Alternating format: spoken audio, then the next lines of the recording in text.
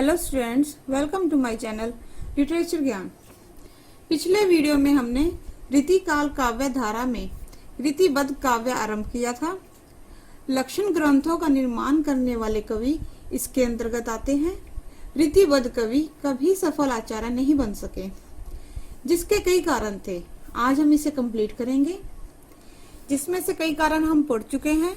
प्रथम था आचार्य और कवि का एक तत्व, द्वितीय था मौलिक शक्ति का भाव, तृतीय है सूक्ष्म विश्लेषण की शक्ति का भाव।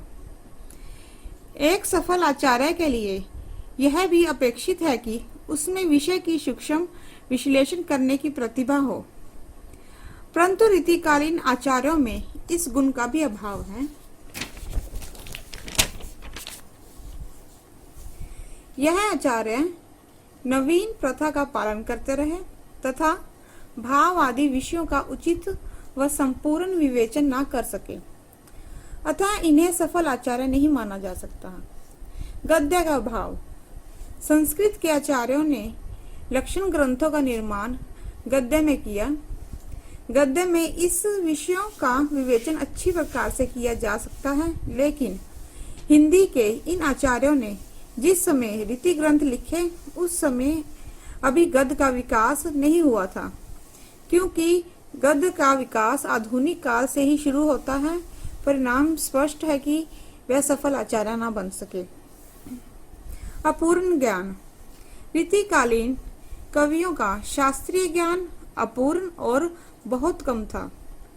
किसी आचार्य ने संस्कृत के 2-4 रीति ग्रंथ पढ़ रखे थे तो किसी ने एक आधी, जबकि एक सफल आचार्य के लिए यह आवश्यक है कि उसे अपने विषय का पूर्ण ज्ञान होना चाहिए।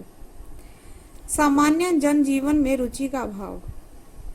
कोई भी कलाकार तब तक अपनी कला को लेकर आगे नहीं बढ़ सकता जब तक जन साधारण उसकी कला की प्रशंसा ना करे।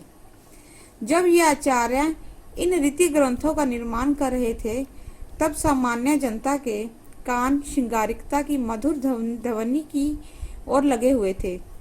रीति ग्रंथों का विषय साधारण समझ से परे की वस्तु थी। आम लोगों ने इन रीति ग्रंथों के प्रति कोई विशेष रुचि नहीं दिखाई। परिणाम ये हुआ कि इन आचार्यों ने शीघ्र ही लक्षण ग्रंथों का निर्माण करना छोड़ दिया और अन्य कवियों के स्वर में अपना स्वर मिला लिया। आचार्य तत्व उद्देश्य नहीं। रीतिकालीन लक्षण ग्रंथों के निर्माणकर्ता प्रधान रूप से कवि और कलाकार थे। उनका उद्देश्य आचार्य बनना नहीं था। वह मुख्य रूप से अपने आश्रयदाता का मनोरंजन करना अपना कर्तव्य की इतिश्री समझते थे। श्रृंगारिकता की प्रवृत्ति इस बात का प्रमाण है कि जब इन कवियों का उद्देश्य आचार्य बनना नहीं था तो इन्हें सफलता कैसे मिल सकती थी। इस प्रकार कहा जा सकता है कि रीति ग्रंथों के निर्माणकर्ता सफल आचार्य नहीं बन सके, लेकिन इसका अर्थ यह भी नहीं है कि इस क्षेत्र में किसी को भी सफलता नहीं मिली।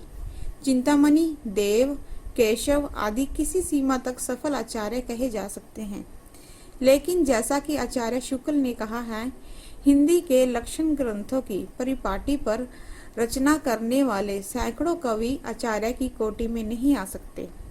हम सभी रीतिकालीन कवियों को सफल आचार्यों की संज्ञा नहीं दे सकते। धन्यवाद।